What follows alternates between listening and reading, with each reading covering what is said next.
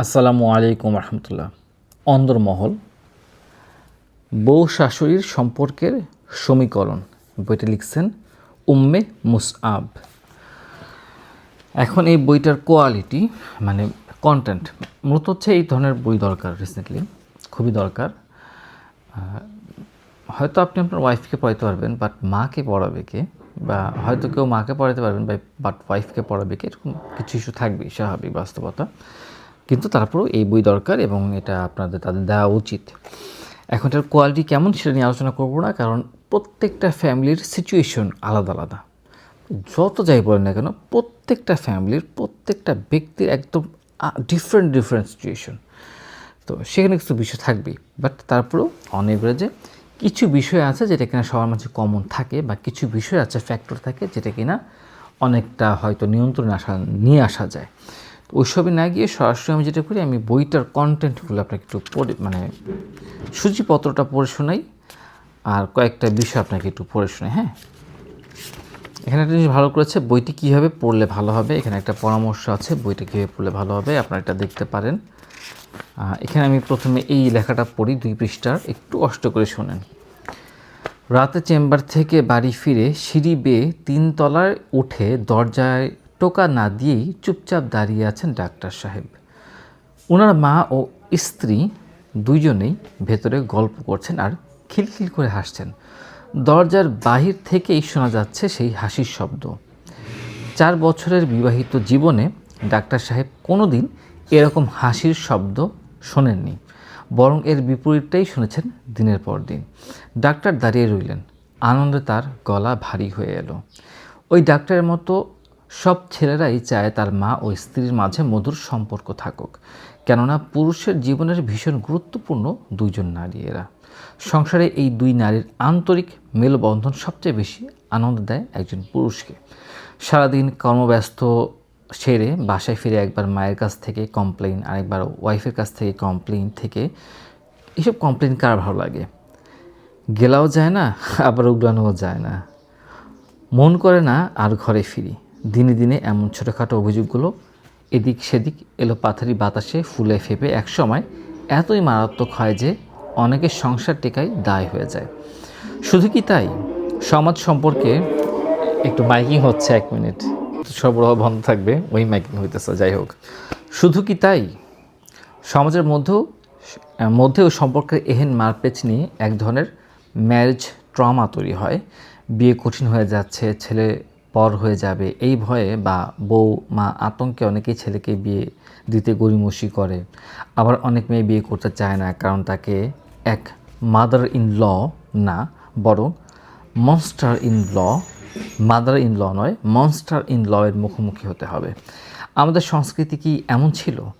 যাই হোক, সমূহ ধোঁয়াশাকে পাশ কাটিয়ে এই স্বতন্ত্র সম্পর্কটি সযত্নে তাগিদে লেখা হয় অন্দরমহল। এই বইটা সেই থেকে লেখা হয়েছে। এই বইটি লিখতে প্রায় শতাধিক পুত্রবধূ শাশুড়ির ওপর একটি জরিপ করা হয়েছে।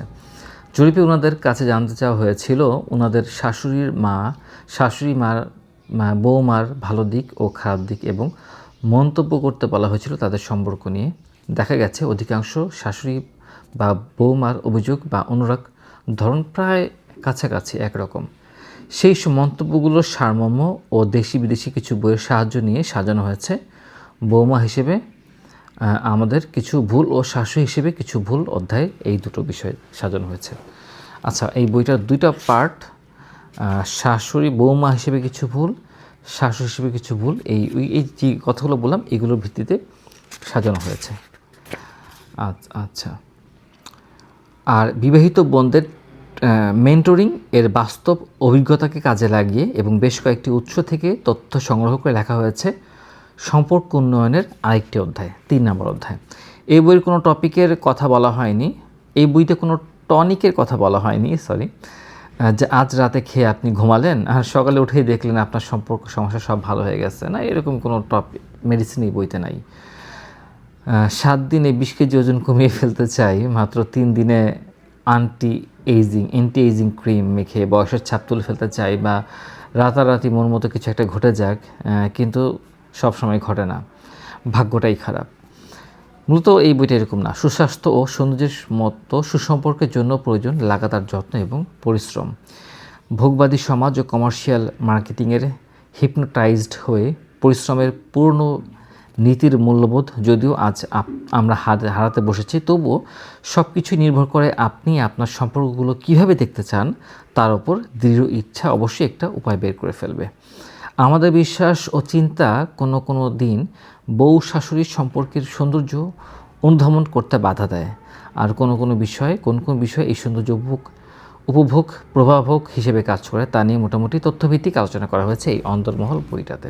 তো যাই হোক, এই বইটা সূচিপত্র একটু পড়ে শোনাই। বৌমা হিসেবে কিছু ভুল দায়িত্বশীল না হয়ে অধিকার আদায়ের পেছনে ছোটা, এটা হচ্ছে বৌমা হিসেবে ভুল। আগে জানলে কখনোই বিয়েই করতাম না। দোষ ধরাধরি খেলা, মানে ওটা ওর দোষ, আমার দোষ না, তার দোষ, ওনার দোষ। চোরের ওপর রাগ করে মাটিতে ভাত খেয়েছেন।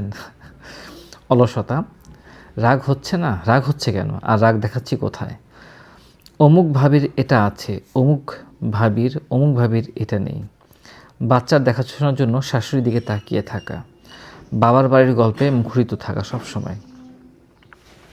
সংসার ও ব্যক্তিগত কাজের মাঝে গুরুত্ব নির্ণয় করতে না পারা, শাশুড়ির স্নেহের অংশীদারি হতে নিজেকে মেয়ের মতো মনে করা, পারিবারিক নিয়ম মানাকে পরাধীনতা মনে করা। এবার শাশুড়ি হিসেবে আমাদের কিছু ভুল। বউকে কড়া শাসনে না রাখলে মাথায় চড়ে বসবে। মা ছেলের ভালোবাসার ভাগ বসাতে এসেছে বউ, ছেলে বৌমার সব সিদ্ধান্তে হস্তক্ষেপ করে। ভুল সংশোধনের নিমিত্তে ভুল পদ্ধতি। বৌমাকে মেয়ের মতো মনে করা, ভুল তুলনা করা। বৌমাকে দায়িত্ব শেখানোর অতি ব্যস্ত হয়ে পড়া। মুখের ওপর সত্যি কথা বলি তো তাই আমি খারাপ। একাধিক পুত্রবধূকে ভিন্ন ভিন্ন দৃষ্টিতে দেখা। সম্পর্কে উন্নতি করণীয় বৌমা ও শাশুড়ি মায়ের উভয়ের প্রতি নিবেদন। নিজেদের সম্পর্কে পরিষ্কার ধারণা, নিজের প্রতি ভালোবাসা, অনুরাগ, নিজস্ব দায়িত্ববোধ, দায়বদ্ধতা, সংশ্লিষ্টতা, আত্মনিয়ন্ত্রণ, সমালোচনা বা পরস্পর মন্তব্য, সম্পর্কে আশা প্রত্যাশা, রাগের ক্রিয়া প্রতিক্রিয়া, কিছু অপছন্দনীয় বিষয় মেনে নেওয়া, কিছু অপছন্দনীয় বিষয় মেনে নিতেই হবে। আত্মমুগ্ধতা ও উজব সম্পর্কে সচেতনতা, মনোকষ্ট বা যে কোনো সমস্যা শেয়ারের জন্য সঠিক মানুষ নির্বাচন, কৃতজ্ঞতা। এবার শাশুড়ি মায়ের প্রতি নিবেদন, ছেলের কিন্তু আগের মতো থাকবে না। শাশুড়ি মায়ের প্রতি নিবেদন, জড়িয়ে ধরার মতো এত চাপ নেবেন না যে বৌমার নিঃশ্বাস নিতে কষ্ট হয়, মানে একদম সব কিছু দিয়ে একদম আষ্টে না রাখা বৌমার জন্য। উপদেশের ঝর্ণাধারা থেকে বিরত থাকুন, বৌমাকে সাক্ষণ উপদেশ দেওয়া থেকে বিরত থাকুন। তাড়াহুড়া না করা, সময় দেওয়া। বউয়ের ওপর করণীয়, কাকে গুরুত্ব দেবেন, কখন গুরুত্ব দেবেন। স্বামীর অনুগত্য করা, নিজের কাজটুকুকে দক্ষ হওয়া। আকর্ষণীয় নারী হতে কোনো ব্র্যান্ডের মেকআপ প্রয়োজন। সো এইসব বিষয় নিয়ে আলোচনা করা হয়েছে। আপনারা পরে আপনাদের মতামত জানাবেন। পাশাপাশি এখানে গ্রাফ দেওয়া আছে। এই হচ্ছে এই মূল চেষ্টা হচ্ছে গিয়ে একটা সংসারকে সুন্দর করে তোলা। আপনারা আপনাদের মতামত অবশ্যই জানাবেন বইটা পড়ে। আমি মতামত জানাচ্ছি না এই কারণেই, কারণ ডিপেন্ড করে সব কিছুর, বাট যে সাজেশনগুলো আছে অনার যে বেশ পছন্দনীয় হতে পারে আপনাদের কাছে। আসসালামু আলাইকুম রহমতুল্লাহি ওয়া বারাকাতুহু।